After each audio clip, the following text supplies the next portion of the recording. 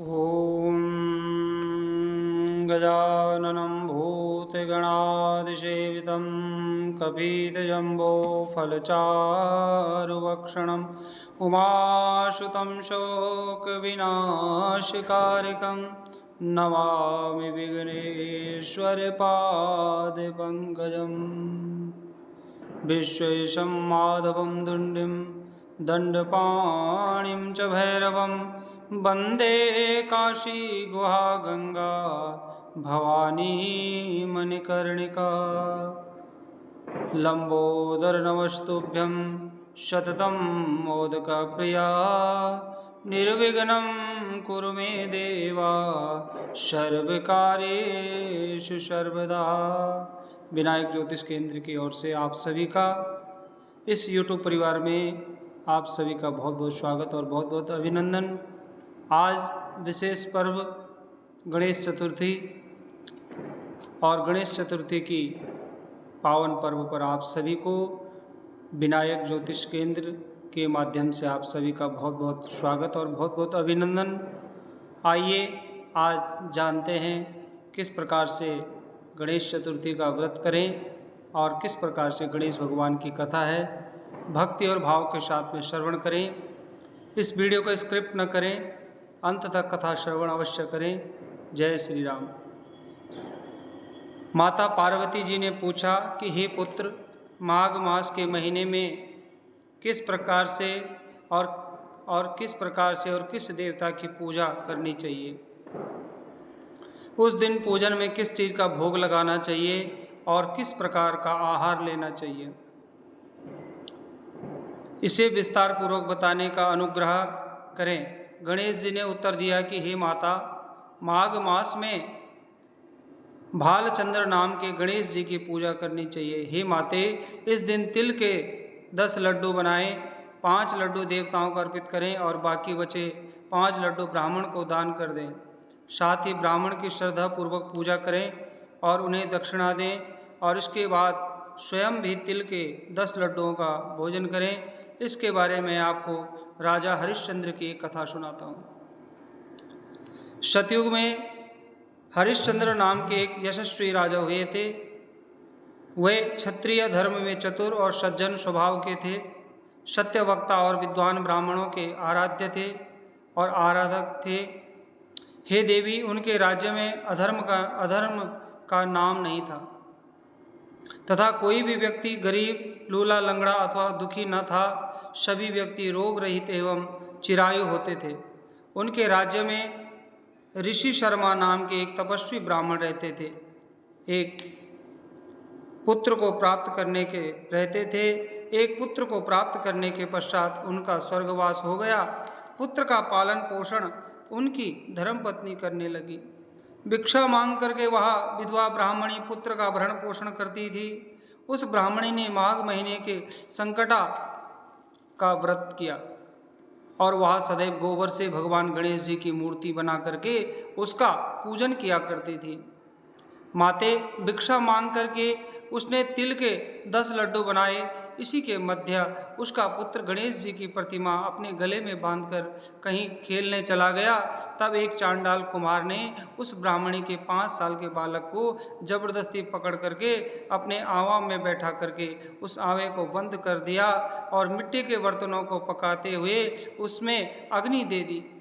बच्चे की माता जब अपने बालक को ढूंढने लगी तब उसके न मिलने पर वह बहुत दुखी हुई।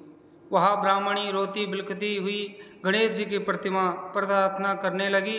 हे गणेश जी, हाथी के समान मुख वाले, विशाल काया वाले, आप मुझ दुखियारी की रक्षा कीजिए। हे लंबोदर, हे विनायक, हे 4 भुजाओं वाले, हे मस्तक पर चंद्रमा को धारण करने वाले, हे दयावान, मैं पुत्र के विरह में दुखी हूँ, आप मेरी रक्षा करें। इस तरह ब्राह्मणी आधी रात तक रोती बिलखती रही। सुबह हो जाने पर कुम्हार अपने पके हुए बर्तनों को देखने के लिए गया। तब उसने आवा खोल कर देखा तो उसमें जांघ के बराबर पानी इकट्ठा हुआ पाया और पानी में बैठे एक बालक को खेलते हुए देखा और इस आश्चर्यजनक घटना को देख करके वह आश्चर्यचकित हो गया और डर के मारे कांपने लगा। इस अद्भुत घटना की खबर उसने राज दरबार में आकर के दी और उसने अपने द्वारा किए गए दुष्कर्म को भी राज्य सभा में बता दिया। कुमार ने कहा कि हे महाराज हरिश्चंद्र, मैं अपने बुरे कार्य के मृत्यु के योग्य हूँ। और उसने पुनः कहा कि हे महाराज, अपनी पुत्री के विवाह हेतु मैंने अनेक बार मिट्टी के बर्तनों को पकाने के लिए आवा लगाया, लेकिन मेरे बर्तन कभी नहीं पके और हमेशा कच्चे ही रहे। तब मैंने डर कर एक तांत्रिक से इसकी वजह पूछी। उसने कहा कि तुम बिना बताए किसी लड़के की बलि चढ़ा दो, तुम्हारा आवा पक जाएगा। मैंने विचार किए मैं किसी बालक की भेंट चढ़ाऊं। जिस किसी के बालक की भेंट चढ़ाऊंगा वह मुझे जिंदा नहीं छोड़ेगा। और इसी डर के कारण हे महाराज, मैंने पूरी तरह यह तय किया कि इस बालक को ही आवे में बैठाकर अग्नि लगा दूंगा।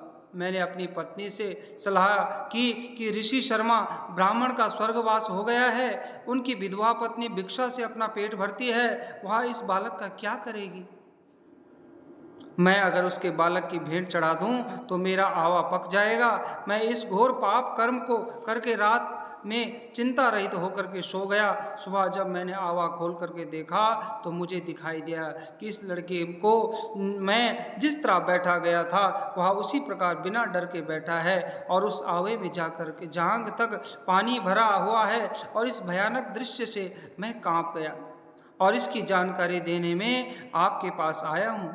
कुमार की बात सुनकर राजा बहुत ही हैरान हुआ और बालक को देखने के लिए गए। वहाँ बालक को आनंद पूर्वक खेलते हुए देख करके मंत्री से राजा ने कहा कि क्या बात है, यह लड़का किसका है, इसका माता पिता इसकी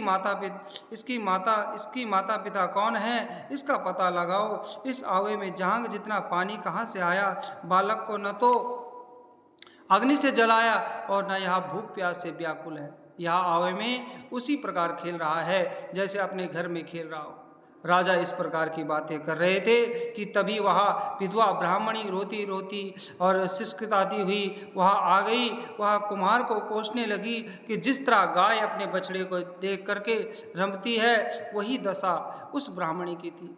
वह ब्राह्मणी अपने बालक को गोदी में लेकर के प्यार करने लगी और कांपती हुई राजा के सामने बैठ गई।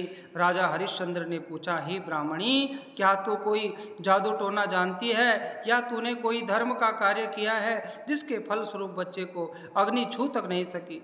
राजा के ऐसे कहने पर ब्राह्मणी बोली, हे महाराज, मैं कोई जादू टोना नहीं जानती और न कोई तपस्या योग्य आदि की विधि ही जानती हूँ। हे महाराज, मैं तो संकट नाशक गणेश चतुर्थी का व्रत करती हूँ। उसी व्रत के प्रभाव के कारण मेरा पुत्र जीवित बच गया। हे ब्राह्मणी की बात सुनकर के जो है राजा ने आदेश दिया कि मेरे राज्य की समस्त जनता इस संकट नाशक गणेश चतुर्थी का व्रत को करेंगे। राजा ने कहा कि हे पतिव्रते, तू धन्य है। उस दिन से नगर के सभी लोग प्रत्येक मास की गणेश चतुर्थी का व्रत करने लगे। श्री कृष्ण जी ने कहा, हे युधिष्ठिर, आप भी इस उत्तम व्रत को कीजिएगा। इस व्रत के करने से आप राज्य को प्राप्त करेंगे तथा आपकी सभी इच्छाएं पूरी होगी। भगवान श्री कृष्ण के वचनों को सुनकर युधिष्ठिर बहुत प्रसन्न हुए और माघ माह के कृष्ण पक्ष की चतुर्थी का व्रत करके निर्विघ्न राज्य सुख भोगने लगे। बोले गजानन भगवान की जय, बोले गणेश जी महाराज की जय।